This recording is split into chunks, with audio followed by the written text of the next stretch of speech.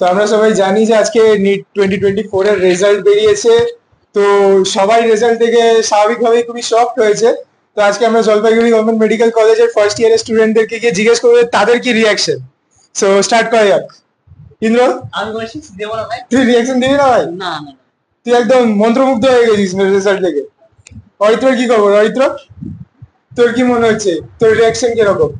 আমি একটু আগে রেজাল্টটাই দেখছিলাম।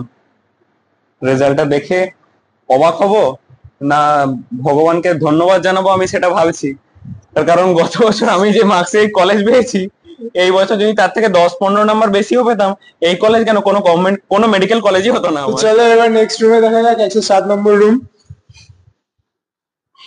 ভাই, নিটের রেজাল্ট দেখলি তো 2024-এর?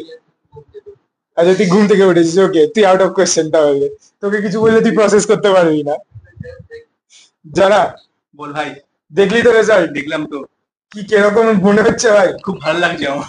ভালো লাগছে? আমি 11 চান্স পেয়ে গেছি। আচ্ছা, খুব খুশি আমি। আমার মনে খুব খুশি যে আমি 11 চান্স পেয়েছি। না, খারাপও লাগছে। এটা অস্বাভাবিক নাম্বার বেড়ে গেছে। এতটা নাম্বার আশা করিনি বাড়বে, কিন্তু এবারে পেপারটাও সেরকম সহজই হচ্ছিল যার জন্য এই মার্কসটা পেয়েছে। কিন্তু এতটা মানে র্যাঙ্ক দিতে করবে ভাবতে পারিনি। শোনো ভাই, রেজাল্ট দেখলি? হ্যাঁ, মানে কোনো আইডিয়া আছে রেজাল্ট কি হয়েছে এইবারে?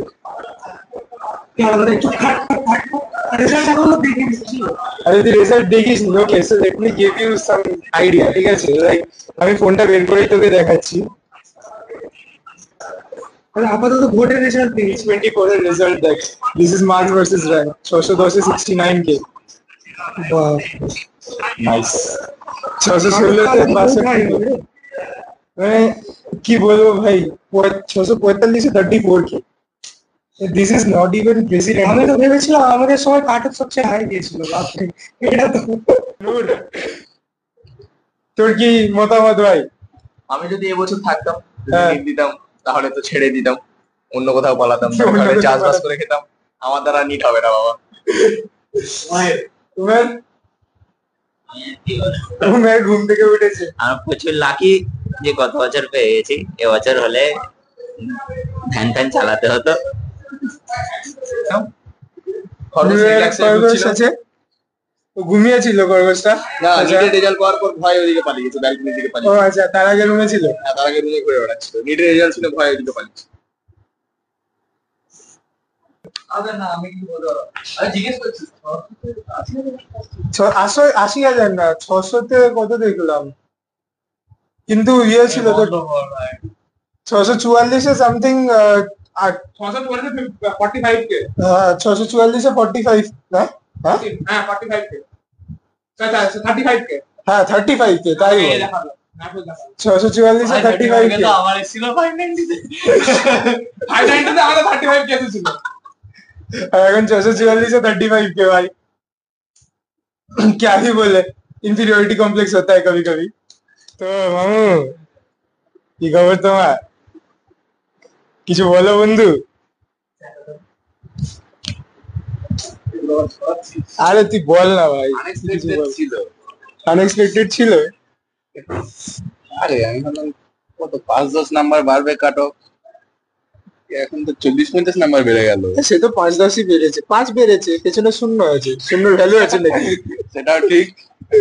আইসো, তোর কি খবর ভাই? এইদিকে কই, ওইদিকে, ক্যামেরা।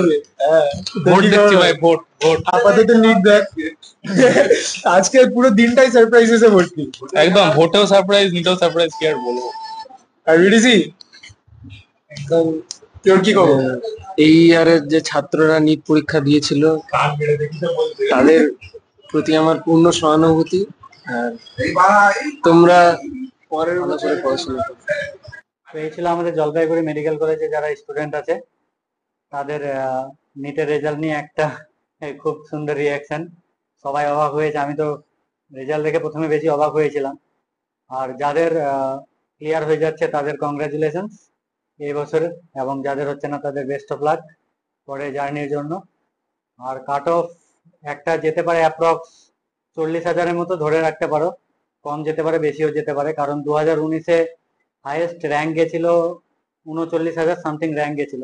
সে পরিপ্রেক্ষিতে বলছি ইনফ্লেশন যদি অন্যান্য স্টেটে হয় তাহলে আমাদের স্টেটেও কাট অফ র্যাঙ্কটা যাবে 40,000 প্লাস মাইনাস কিছু ধরে রাখতে পারো।